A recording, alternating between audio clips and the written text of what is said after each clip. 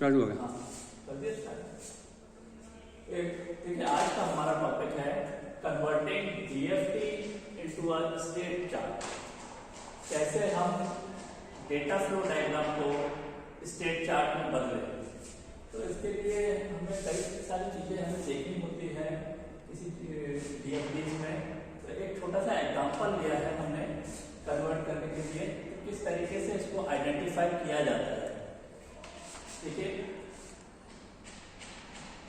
सबसे पहले तो हमें ट्रांजैक्शन किसी भी उसमें अगर हम किसी सिस्टम को देख रहे हैं तो सबसे पहले हमें ट्रांजैक्शन को एनालाइज करना पड़ेगा। What is transaction? ट्रांजैक्शन क्या होती है? एक छोटा सा एग्जांपल ले रहे हैं हम किसका, एक रेलवे रिजर्वेशन सिस्टम का। ठीक है, देखिए इस सिस्टम में क्या होगा, सबसे पहले तो ट्रांजैक्शन किसे कहा जाता है। What is transaction? ट्रांजैक्शन का मतलब है कि transaction is identified by studying the discrete events type that drive the system.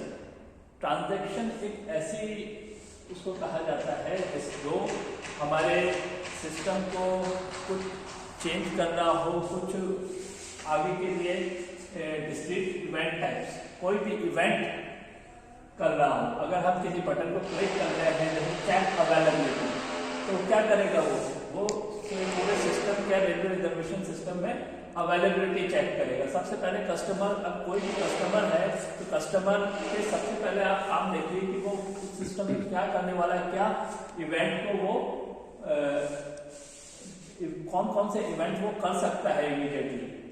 देखिए सबसे पहले है, अगर कोई कस्टमर है रेलवे रिजर्वेशन सिस्टम पे गया तो वो सबसे पहले आप या तो वो करेगा availability check for the reservation, कि रिजर्वेशन की अवेलेबिलिटी है कि नहीं।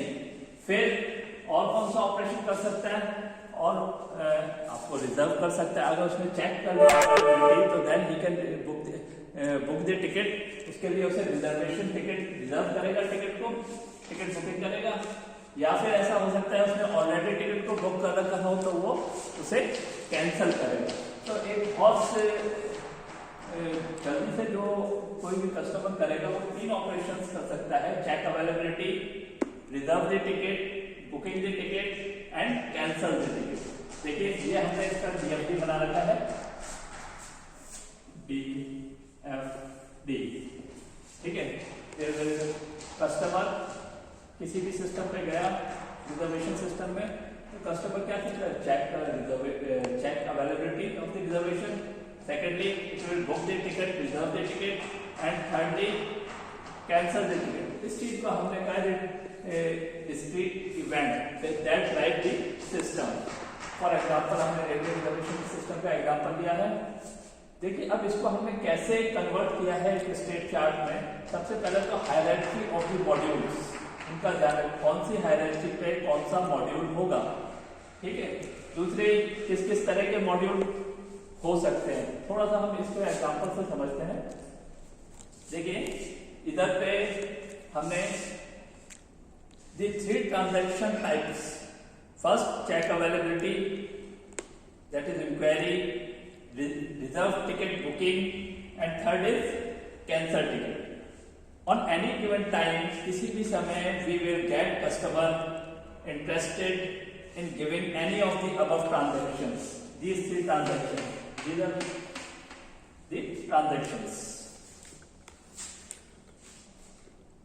In any typical situation, any one system her preference by selecting the transaction type from a menu.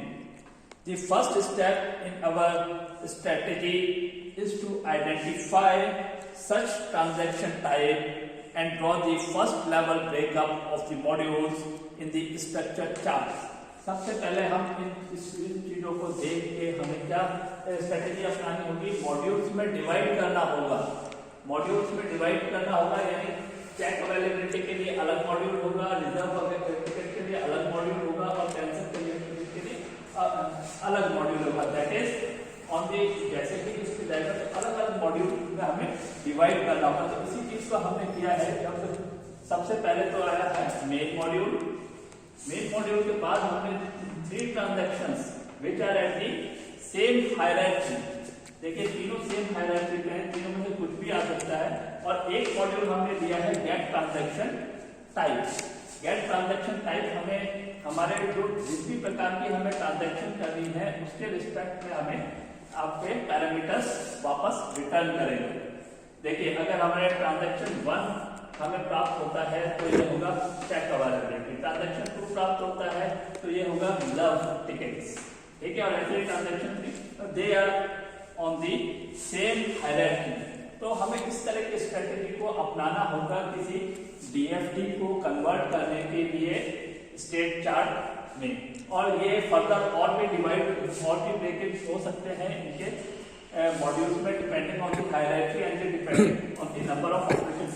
अगर इधर से भी कोई पैरामीटर्स जाते हैं और वो एक नेक्स्ट मॉड्यूल को कॉल करते हैं तो नेक्स्ट लेवल के स्टेट चार्ट में इधर इधर इनके भी और ट्रांजैक्शंस आ जाएंगे। तो इसी प्रकार से हम पूरे डीएफडीज को कन्वर्ट करते हैं एक स्टेट चार्ट में।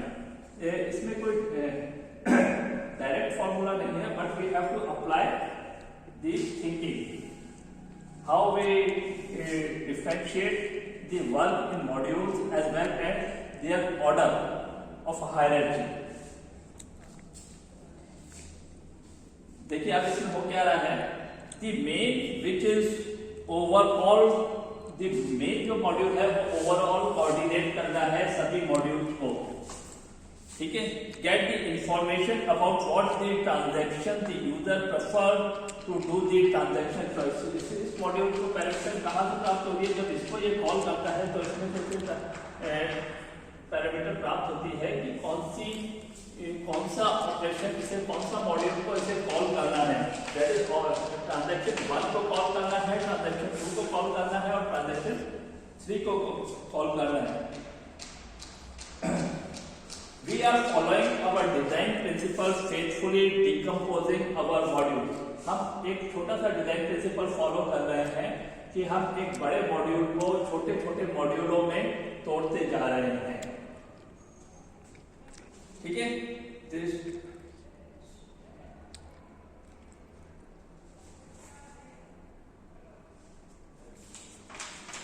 इसी प्रकार से हम इन जो हमें ये ट्रांजैक्शन मॉड्यूल प्राप्त हुए हैं इस लेवल पे, इनको और भी डिटेल डेप्थ में भी तोड़ा जा सकता है अगर इनमें और भी ऑपरेशंस होंगे। We will continue to identify more transaction. अगर हमें और भी किसी प्रकार की ट्रांजैक्शन इन मॉड्यूल्स में मिलती है तो ये फर्दर डिवाइड हो जाएंगे।